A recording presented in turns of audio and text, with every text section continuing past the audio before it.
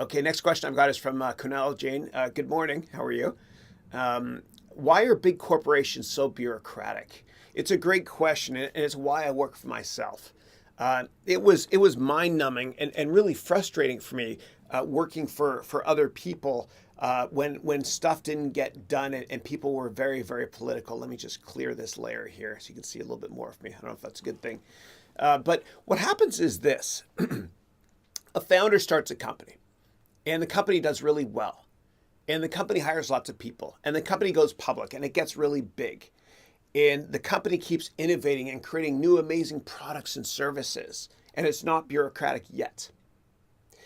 Then what happens is the founder leaves the company or is not engaged or resigns or whatever, passes away, God forbid.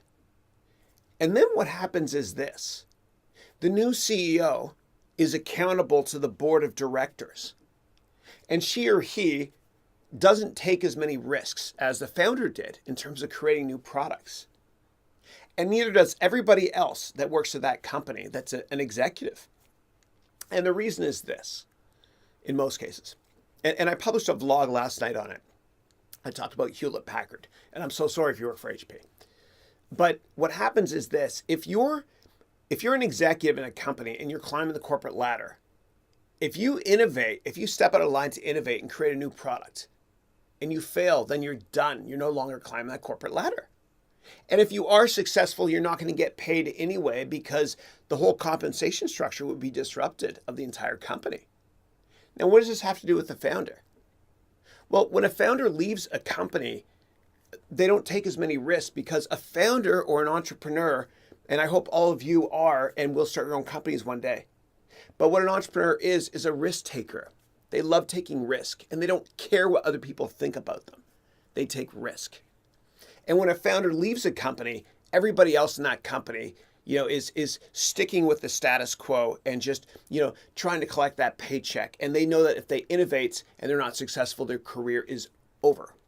And that's why big companies where the founders left tend to buy versus build. Microsoft bought LinkedIn. Great company, Microsoft, by the way. But once Bill Gates left, and God bless Bill Gates, he's one of my heroes for what he and Melinda have done. But once he left, innovation really slowed down a lot. It really did. And the same can be said for any big tech company in general. Whenever the founders all leave, in most cases, innovation leaves with the founder. And founders don't care what investors think either. They're so long-term focused. And so Jeff Bezos, for example, at Amazon, he hardly ever gets on the Amazon quarterly earnings conference call. He doesn't care. He just is very long-term focused. And if he wasn't long-term focused, we wouldn't be having this call today, because cloud computing is cheap today and EdTech exists today because of Amazon Web Services. And I can talk about that soon if you'd like me to, but Amazon's the most important software company that has ever existed. It's the most important platform solution ever. And so entrepreneurs take risks, founders take risks. People who are not founders don't take so many risks. And one more quick thing I have to mention, and the problem with Washington and all governments, and the problem with big business, where the founders are no longer there, is they're so incredibly short-term focused. Governments will do what they can to win a near-term election.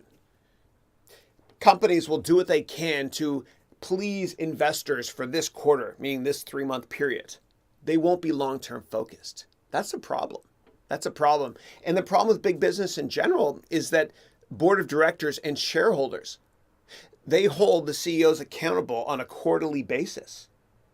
But the founders have more leeway. And so if Elon Musk said, I'm going to create an office tower on Mars, and it's going to be profitable, but not today, but it will be in 10 years, people might believe him.